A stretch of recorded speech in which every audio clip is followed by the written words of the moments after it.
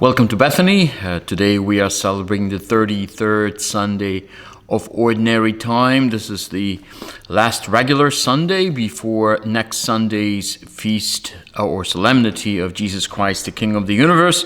And then obviously we're going to begin a new liturgical year with the season of Advent. So let's take a look into today's readings. We are beginning with the first reading from the Old Testamental book of the prophet Malachi. We do not know much about Malachi. Actually, what we do know about Malachi, that the name itself, Malachi, is not even a name. It is indicated in the book that it's been written by certain individual with the name Malachi, but the word in original Malachi means my messenger.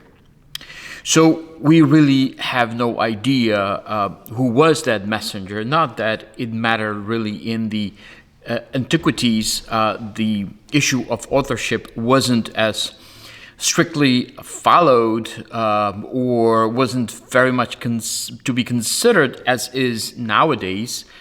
You will see a little bit more about that in the second reading. And Malachi is writing approximately 450 years before the coming of Jesus. He is very much critical. He's critical towards all sorts of groups within the nation of Israel, whether it is regular people or priests or other groups. He pinpoints their shortcomings. He is very critical about where they make mistakes, and obviously he wants them to correct their activities, how they believe, and how they profess more actively their faith. Just one more thing about this reading, which might be quite useful for us, especially as we are getting ready for Advent and then subsequently for Christmas, because in today's first reading, there is a reference to astral signs such as the sun, and is associated with justice. That was a belief very widely spread in the antiquities, that deities were having some kind of a representation in the sky, and very often that was depicted or associated with some qualities, such as, for example, justice. And why would that be important for us? Because obviously part of the story of Christmas is the three wise men who are following the star, right? And the question that many people might be asking, that why would they follow a star? What was so special about it? Why would they even think of doing anything extraordinary as to go somewhere where they don't know where they would be going? So that is because of that widespread belief associating deities, different gods with astral signs. Now, the first reading is actually asking quite an important question that might be somewhat considered to be cliche or redundant, but I don't find it such. I actually find it more useful if asked on a more regular basis, because the question that Malachi is asking, not only the people of Israel, but subsequently ourselves, is, what is the reason that you believe in God? What do you want to achieve through this? And I'm just going to ask that one question, but I'm going to support that question with a statement which is quite old. It goes back to the 7th century after Christ, and actually the origin of that is not even Christian. It's Sufi, it's Muslim, because what I'm about to to give you, it has been written or given by a mystic, Sufi mystic, by Rabia al-Basri. And please, it's a very, very short one, but extremely thought-provoking. So here it is, a question or a poem or prayer, actually, by Rabia al-Basri. O Lord, if I worship you from fear of hell, then I'm coward, so burn me in hell. If I worship you from desire of paradise, that makes me selfish, then exclude me from paradise. But if I worship you for your own sake, withhold not from me your everlasting beauty. Again, Lord, if I worship you from fear of hell, burn me in hell. If I worship you from desire for paradise, exclude me from paradise. But if I worship you for your own sake, withhold not from me your everlasting beauty. Why do I believe in God? Why do I worship Him?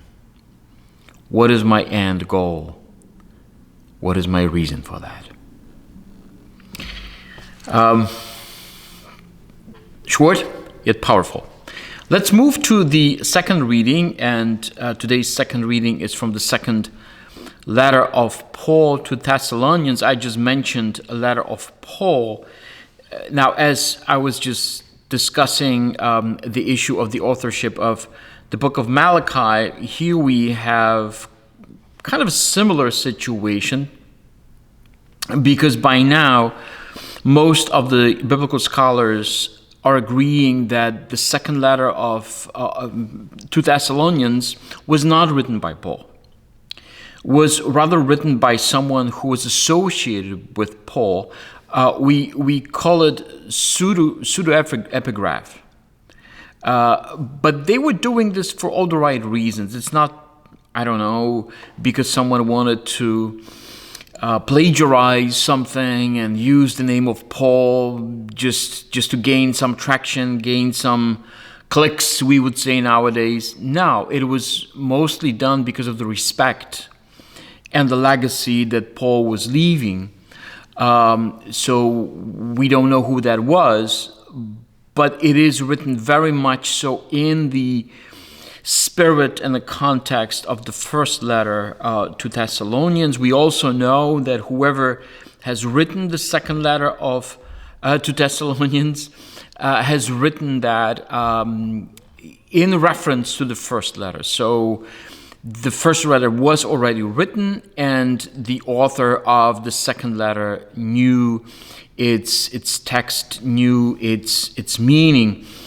And the point of the second letter, which is similar to the first one, to be honest, but it goes a little bit further than that, is about the second coming of Jesus Christ.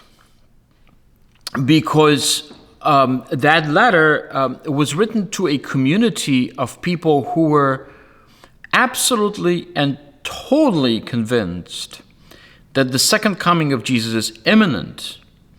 And that seems to be part of the problem as we find it in today's third chapter, because they were going ballistic. Basically, they were selling everything. They were not even engaging themselves in any jobs, because they thought that basically the second coming is happening so soon that it could be either today or tomorrow or definitely sometime this week.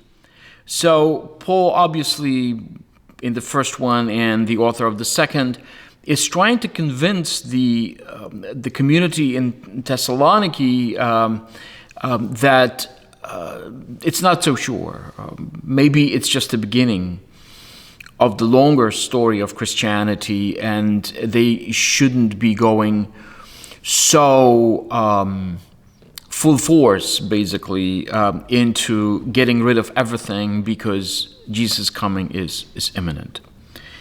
So So Paul is actually referring, or Paul, the author of the second letter, is referring to people who, as I just mentioned to you, they were not engaging in any job. So they were running out of resources. They had nothing to eat, and then they became kind of a burden on the community. Paul himself did not want, and you will find it in his writings, he did not want to become a burden for anyone, and that's why he was still, wherever he was going, he was doing his job. That was a good thing about him, that he could do his job almost everywhere because he was a tent maker. So he could take his job wherever he was going, and he was always able to make some money, so to speak, wherever he was. But that wasn't apparently the case of some people in the community of Thessaloniki. And thus, a couple of questions that stem from the second reading. Do I have a sense of entitlement, just like these people? They did not do any work, and then they simply thought, well, we should be receiving something because we are so dedicated, right? The community should support us because we are so devoted, dedicated to God. So do I have a sense of entitlement when it comes to things in my life? And what is it? What do I think that I'm entitled to? And based on what? What makes me so special that I shall seek entitlements or certain privileges as I compare myself to other people? Or maybe, am I a taker in life? Am I maybe even officially a taker in life? What is the capacity in me being a giver? Or that doesn't really exist in my life. Or maybe I am a giver, but the price for that is that I'm not taking care of myself. So I'm paying the price for that. Maybe I'm going way too far with that. And that is why I'm actually neglecting certain areas of my life that should not be neglected. Paul also, or the author of the second letter, speaks of wasting time or doing unnecessary things. That brings me to the issue of time management. How is your time management like? Do you find yourself that you don't have time for certain things, especially for prayer, for spiritual life? Maybe you are abusing yourself in terms of maybe staying up too late, and thus the beginning of the next day is a little bit more complicated and difficult, that you cannot wake yourself up. Right? So what is the aftermath of my mismanagement of time? Or even the simple question, do you get enough rest? Maybe even when you look at a weekend, when you look at the day of the Lord, what do you occupy yourself with? And is it something that is enriching you, is giving you some kind of a positive outcome, or it's just killing the time, as the saying goes? And finally, am I wasting somebody else's time? Maybe somebody else's resources, because I think that I should be taken with this attitude that somebody else should give me that much of time or resources or whatever that might be. So, second reading has something for us to consider and to debate within ourselves. And finally, the gospel. We are reading Luke's gospel. It's kind of spooky a little bit because we are looking towards the end of the liturgical year. So the subjects, the themes, the tone of those readings in the upcoming days will be somewhat depressing, so to speak. So don't be surprised. So that gospel was written approximately maybe as early as year 80, but probably a little bit later than that. But in today's gospel, Luke is actually going back, because in the words that Jesus speaks to us, he predicts the destruction of the temple in Jerusalem. That happened in year 70. So Luke's gospel was written at least 10 years later. And that's a very fascinating feature of today's gospel, today's pericope, because when Jesus was predicting that this temple that's been built for over in the time of over 40 years, massive, beautiful, those priests who were building that, they were especially dedicated. There was nothing that would be defiled in the process of building. It had to be kosher through and through, so to speak, right? So when Jesus predicting the destruction of the temple in Jerusalem, probably those who heard these words, they had two questions on their minds. Number one, how is it possible that this massive construction, this massive building would be destroyed?